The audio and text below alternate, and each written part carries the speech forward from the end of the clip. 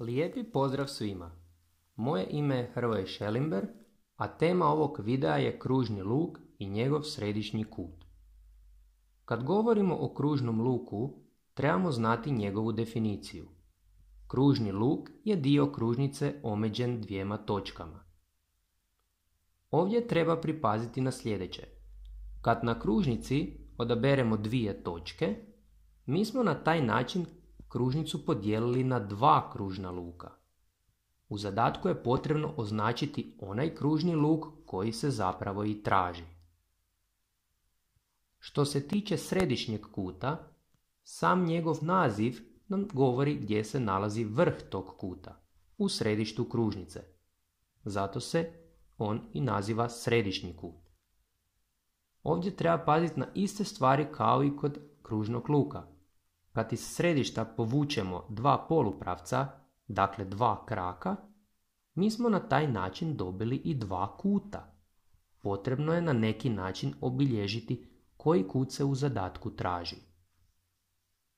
Ako središnji kut sadrži neki kružni luk, dakle kažemo da je kružni luk je dio tog kuta, tada kažemo i da su oni međusobno pridruženi. Veličina središnjeg kuta manja je od 360 stupnjeva. Zašto je to tako? Najveći kut je puni kut. Puni kut ima 360 stupnjeva, znači cijela kružnica ima 360 stupnjeva, pa kad mi u toj kružnici crtamo neki središnji kut, zapravo dobijamo dio te kružnice, znači dio od 360 stupnjeva, što znači središnji kut je manji od 360 stupnjeva. Slijedi jedan primjer. Zadana je kružnica i točke koje joj pripadaju. Točke A, B, C, D, E. Potrebno je nacrtati središnji kut pod A koji je pridružen kružnom luku AE, a pod B središnji kut koji je pridružen kružnom luku BCD. Najprije ćemo riješiti zadatak pod A. Kako bismo riješili ovaj zadatak, potrebno je iz središta kružnice povući dva kraka i to prema točkama A i E, jer se točke A i E nalaze u imenu kružnog luka. Na taj način još uvijek naš zadatak nije gotov, jer moramo na neki način označiti koji kut se u zadatku traži.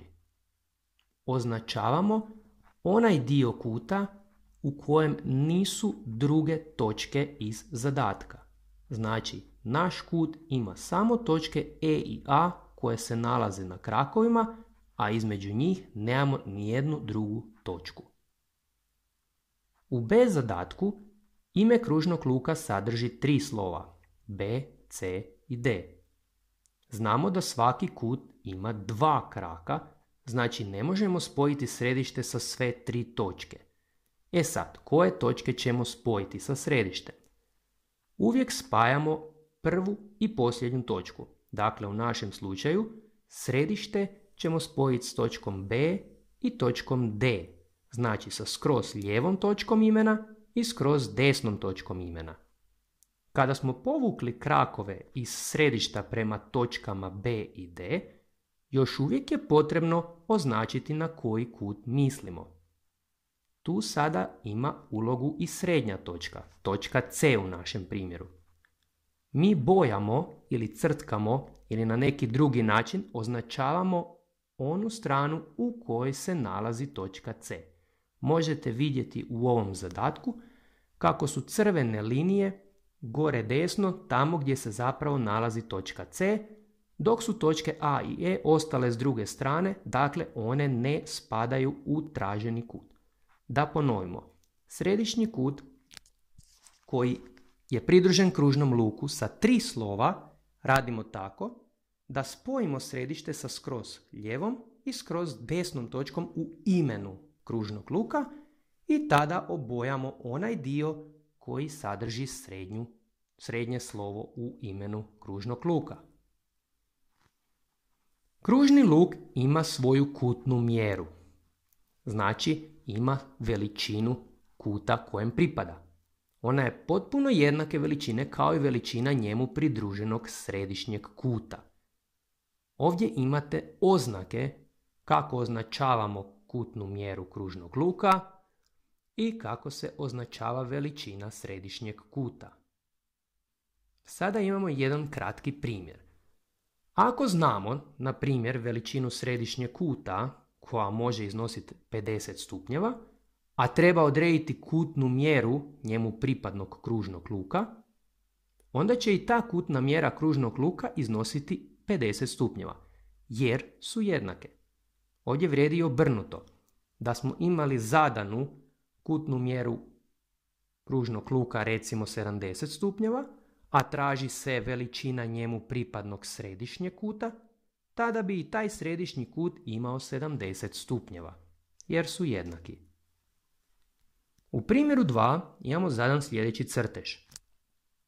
Potrebno je odrediti veličine alfe, bete, game i delte. U ovom zadatku možete raditi na različitim redoslijedima. Koji kut vam prvi bude jasan, koju veličinu ima, njega prvoga i riješite. Ja sam ovdje radio po redu, tako da sam najprije riješio alfu. Vidimo svi da je 110 stupnjeva kutna mjera kružnog luka AB. Znači ona se nalazi između točaka A, B.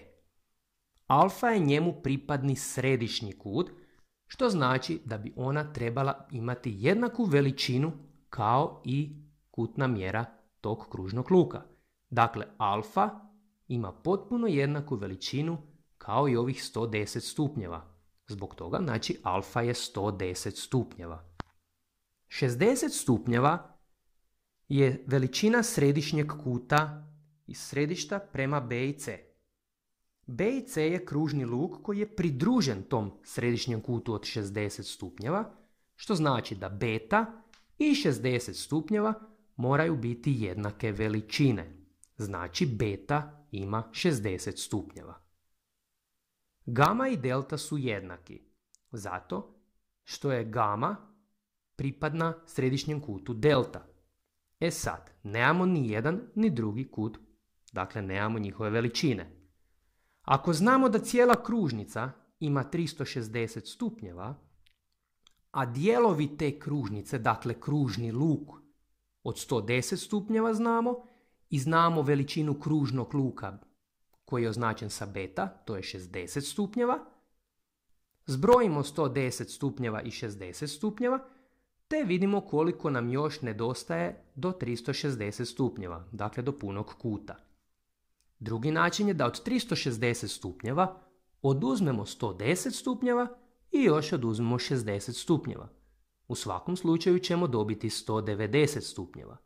Znači, gama ima 190 stupnjeva. To uvijek možemo provjeriti da zbrojimo gamu od 190 stupnjeva, betu od 60 stupnjeva i zadanih 110 stupnjeva. Trebali bismo dobiti puni kut od 360 stupnjeva. E sad, kad je gama već 190 stupnjeva, a rekli smo da je delta središnji kut kojemu zapravo gama, odnosno kružni luk AC pripada, tada i delta iznosi 190 stupnjeva. Toliko o ovom gradivu. Hvala vam na vašoj pažnji.